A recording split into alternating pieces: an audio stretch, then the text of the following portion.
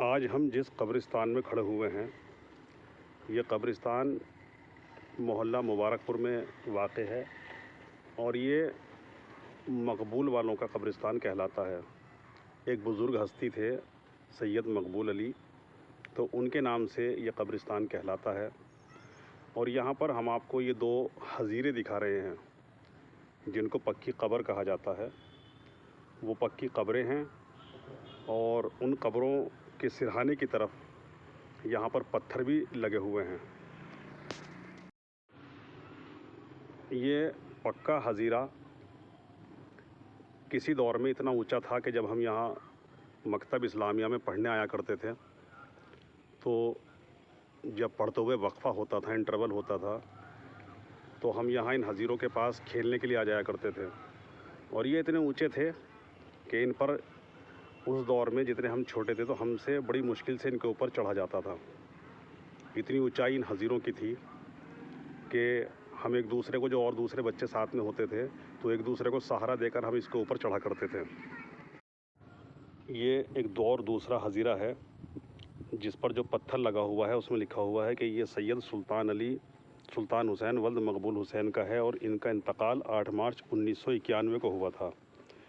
यानी अगर हम बात करते हैं तो लगभग 34 साल 34 साल इस हज़ीरों को बने हुए हो गए हैं। और यहाँ पर एक और पक्की कब्र है, हालांकि अब उसका निशान लगभग मिट सा गया है। ये आप देख रहे हैं कि इसकी दीवार बड़ी मुश्किल से अब दिखाई दे रही है। तो इसको जब हज़ीरों को बनवाया गया होगा तो उस दौर में इनमें पैसा भी लगा होगा, इनमें वक्त भी लगा होगा और बहुत ही किसी अच्छे मिस्त्री से इसको तामीर भी करवाया गया होगा, इसमें पत्थर भी लगवाए गए होंगे। तो कितना वक्त लगा, कितना पैसा लगा, कितना टाइम लगा, और ये सिर्फ़ और सिर्फ बतौर यादगार पक्का हज़ीरा बनवाया गया था। तो ये जो पक्के हज़ीरे बनवाए गए थे, आज ये लगभग बहुत ज़्यादा पुरसाने हाल हैं। इनकी हालात जो हैं बहुत ख़राब हैं, इनमें घास जम गई है और लगभग ऐसा कह लीजिए कि और अगर यही हालात रहे, चूँकि ये गहरा भी हो गया है कब्रिस्तान, तो जब इसमें मिट्टी का भरान होगा तो आने वाले वक्त में ये हज़ीरे बिल्कुल ख़त्म हो जाएंगे, इनका वजूद ख़त्म हो जाएगा।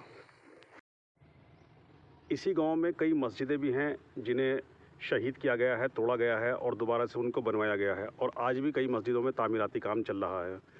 तो कुल मिलाकर हमें ये सबक मिलता है, ये नसीहत मिलती है कि इस दुनिया में बनाई गई तमाम चीज़ें, तमाम यादगारें किसी एक न एक दिन फ़ना हो जाएंगी।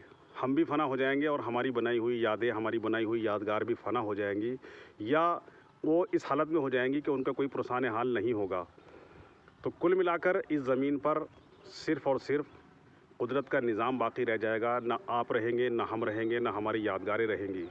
किसी शायर ने क्या खूबसूरत शेर कहा है कि लाया था क्या सिकंदर, क्या ले गया जहाँ से, थे दोनों हाथ खाली बाहर कफन से निकले। इसलिए हमारे साथ सिर्फ हमारी एक ही चीज़ जाएगी और वो है हमारे आमाल। हमारा आमाल नामा हमारे साथ जाएगा।